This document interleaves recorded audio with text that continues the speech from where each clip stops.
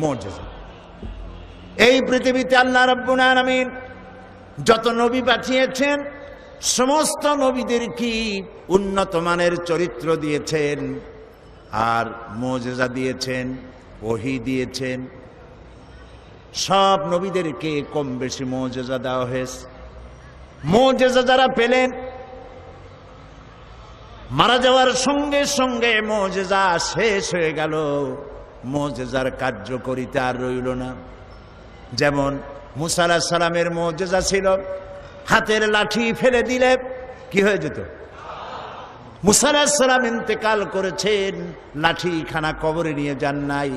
উম্মতেরা হাজারো চেষ্টা করে 1 সেকেন্ডের জন্য 1 বিগত একটা সাপ বানাইতে পারে নাই। দাউদ আলাইহিস সালামের মুজিজা ছিল তার গলার আওয়াজ, এত সুন্দর আওয়াজ তাকে আল্লাহ রাব্বুল আলামিন দান করেছিলেন। তিনি যখন জাবুর শরীফ তেলাওয়াত করতেন উড়ন্ত পাখিগুলি ওড়া বন্ধ করে হযরত দাউদের চতুর্দিকে বসে আল্লাহর কালাম শুনত।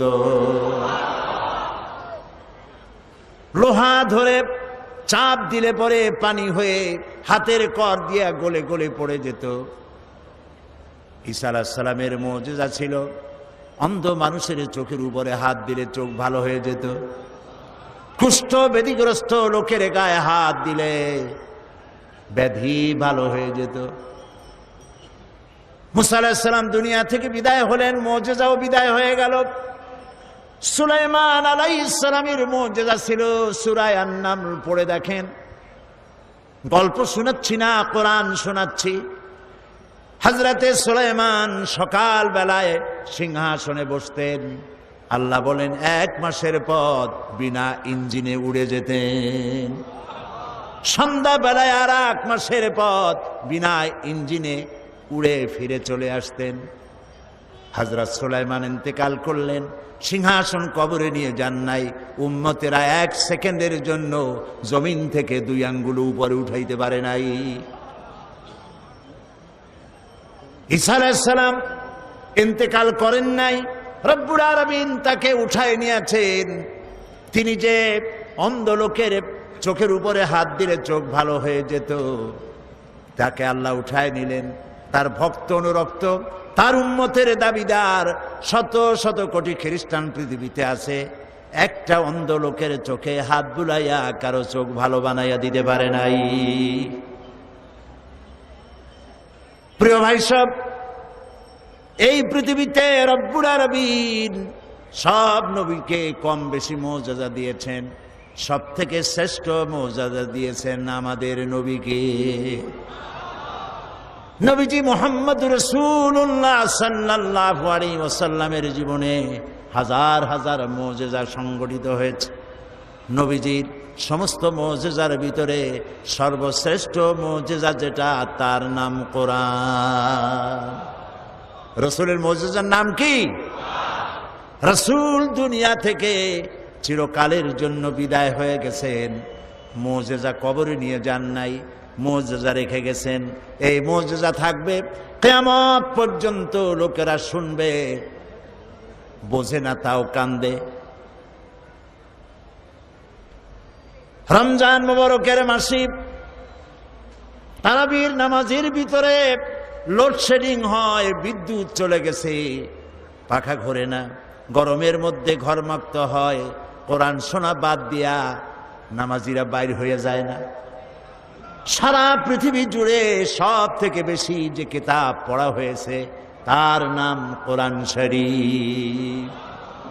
আজও কোরআন শুনে কাফের বেঈমান ইহুদি খ্রিস্টান মুসলমান হয়ে যায়, পড়ে লা ইলাহা ইল্লাল্লাহু মুহাম্মাদুর রাসূলুল্লাহ। শ্রেষ্ঠ মুজিজা, সুবহানাল্লাহ বলেন। সারা বিশ্বের চিরবিস্ময় এই কোরআনকে আল্লাহ রাব্বুল আলামিন নাজিল করে হেফাজতের ব্যবস্থা করেছেন। আল্লাহ রাব্বুল আলামিন বলেন, ইন্না নাহনু নাযালনা যিকরা ওয়া ইন্না লাহু লাহাফিজুন। কোরআন নাজিল করেছি আমি আল্লাহ, আর এর সংরক্ষণের সবটুকুন দায়িত্ব আমি গ্রহণ করেছি। কোরআন হেফাজতের দায়িত্ব কার? আল্লাহ হেফাজত করছে। মানুষের সিনার ভিতরে এটাকে বদ্ধমূল করে দিয়েছেন। আল্লাহু আকবার। ছোট্ট ছোট্ট বাচ্চারা মুখস্থ করে, এতটুকু এতটুকু বাচ্চা 7 বছর 8 বছর বয়স কোরআন শরীফ মুখস্থ করে ফেলাইছে। এটা যদি আল্লাহর না হতো তাহলে কি সম্ভব ছিল ভাই? সম্ভব ছিল না। প্রতি রমজান মাসে, বুখারীর হাদিস, প্রতি রমজান মাসে জিবরাইল আলাইহিস সালাম নবী করিম সাল্লাল্লাহু আলাইহি ওয়াসাল্লামের কাছে আসতেন আর বলতেন, এ পর্যন্ত যতটুকু নাজিল হয়েছে আমাকে পড়ে শোনান। নবী করিম সাল্লাল্লাহু আলাইহি ওয়াসাল্লাম তেলাওয়াত করে শোনাইতেন আর জিবরাইল আলাইহিস সালাম শুনতেন। এরপরে হযরত জিবরাইল বলতেন, ইয়া রাসূলুল্লাহ, এবার আমি পড়ি, আপনি শোনেন। এটা এই জন্য করতেন যাতে করে আল্লাহর কালাম মুখস্থ করার ব্যাপারে কোনো ভুল ত্রুটি হয়ে না যায়। দেখেন না, রমজান মাস আসার আগে হাফেজ সাহেবরা একজন আরেকজনের শুনাইতে থাকে যাতে ইয়াদে কোনো রকম সর্বনাশ না হয়। 3 পারা দিয়ে 7 পারায় না ঢোকে, 9 পারা দিয়ে 13 পারায় না যায়। এই জন্য হাফেজ 2 জন রাখা লাগে মসজিদে, যেহেতু পিছনে তো আপনারা বুঝবেন না যে কোন জায়গাতে কোন সর্বনাশ হয়ে গেল। ঠিক কিনা বলেন? নবী করিম সাল্লাল্লাহু আলাইহি ওয়াসাল্লামের কাছে যে বছর নবী করিম সাল্লাল্লাহু আলাইহি ওয়াসাল্লাম ইন্তেকাল করবেন, তার জীবনের শেষ রমজানে হযরত জিবরাইল এলেন, এসে বললেন, ইয়া রাসূলুল্লাহ, গোটা কোরআন শরীফ পুরাটা আপনি আমাকে তেলাওয়াত করে শোনান। তিনি তেলাওয়াত করলেন, জিবরাইল শুনলেন। জিবরাইল বললেন, এবার আমি পড়ি, তেলাওয়াত করি, আপনি শোনেন। আবার তিনি তেলাওয়াত করলেন, শুনলেন। হযরত জিবরাইল বললেন, আবার তেলাওয়াত করুন, আমি শুনবো। আবারও তিনি তেলাওয়াত করলেন, জিবরাইল শুনলেন। হযরত জিবরাইল বললেন, এবার আমি আবার তেলাওয়াত করি, আপনি শোনেন। নবী করিম সাল্লাল্লাহু আলাইহি ওয়াসাল্লামের ইন্তেকালের বছর শেষ রমজানে হযরত জিবরাইল 2 বার শুনাইছেন এবং হযরতে রাসূল 2 বার হযরতে জিবরাইলকে শুনিয়েছেন। কোরআনের অথেন্টিসিটির ব্যাপারে, এর বিশুদ্ধতার ব্যাপারে গোটা পৃথিবী নির্বাক, হতবাক, বিস্ময় হতবাক হয়ে গিয়েছে। কোরআনের মতো বিশুদ্ধ গ্রন্থ আল্লাহর আরশের নিচে জমিনের উপরে দ্বিতীয় আরেকটি নাই। বলুন আল্লাহু আকবার। এ হচ্ছে সেই কোরআন। এই কোরআন কোন গতানুগতিক কিতাব নয়। এর মধ্যে রয়েছে ইতিহাস, রয়েছে বিজ্ঞান। আল্লাহ পাক বলছেন, আর রহমান আল্লামাল কোরআন, তিনি দয়াবান। তার এত দয়া যে তিনি কোরআনের মতো একটা কিতাব আমাদের দিয়েছেন। সুবহানাল্লাহ। গতকালকে বলছিলাম না, কি বলছিলাম? মাথা তো ঝুলেলেন।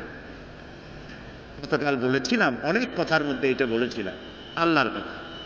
قل بفضل الله وبرحمته فبذلك فليفرحوا هو خير مما يجمعون। বলুন হে নবী, আপনি বলেন, বিফাদলিল্লাহি ওয়া বিরহমাতিহি, আল্লাহর করুণা, আল্লাহর দয়া হচ্ছে তোমাদের প্রতি এই যে কোরআনের মতো একখানা কিতাব আল্লাহ তোমাদের দিয়েছেন। জোরে বলেন সুবহানাল্লাহ। আল্লাহ, তোমার কোরআন সহি তেলাওয়াতের তৌফিক আমাদের দাও। আল্লাহ, তোমার কোরআন বোঝার তৌফিক তুমি আমাদের দাও। আয় আল্লাহ, তোমার কোরআন প্রতিষ্ঠার আন্দোলনে আমাদের সকলকে শামিল করে দাও।